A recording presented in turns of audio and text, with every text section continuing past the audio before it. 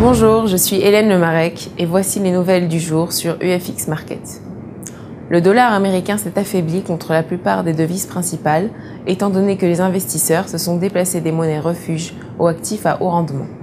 Wall Street a fermement progressé compte tenu du Nasdaq qui s'est renforcé de 1,82% et du Dow Jones qui s'est accru de 1,45%, affichant le meilleur résultat hebdomadaire depuis juillet 2009. Le pétrole brut a rebondi de 3,62% pour clôturer à 83,07 $ le baril. L'euro a repris contre le dollar et le yen compte tenu de la progression de l'attente quant à la possibilité de résoudre la crise de dette européenne. La réunion du G20 durant le week-end a exhorté la zone euro à finaliser le plan d'aide de récapitalisation de ses banques et de mettre fin à la crise de dette grecque en une semaine. Le livre sterling s'est apprécié contre le dollar américain, suivant l'optimisme quant à la crise de dette européenne.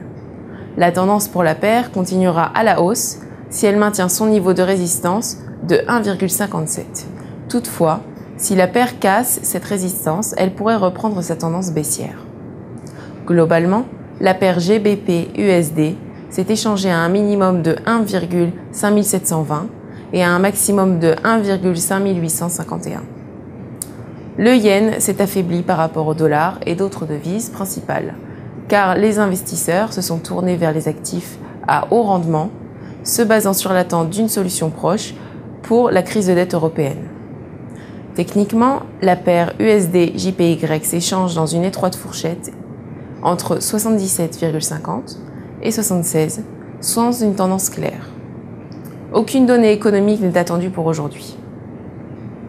Le dollar canadien s'est renforcé face à son homologue américain, compte tenu de la reprise des monnaies à haut rendement après des ventes au détail aux États-Unis plus fortes que prévues et encore d'autres signes de croissance globale. La paire USD-CAD est en forte baisse et selon le RSI du graphique en données de 4 heures, proche des conditions de survente.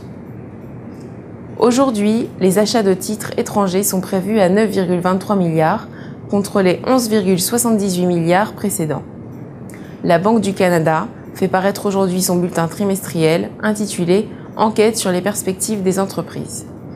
Merci de votre écoute, bonne journée et pour plus d'informations, vous pouvez nous consulter sur www.ufxmarkets.com.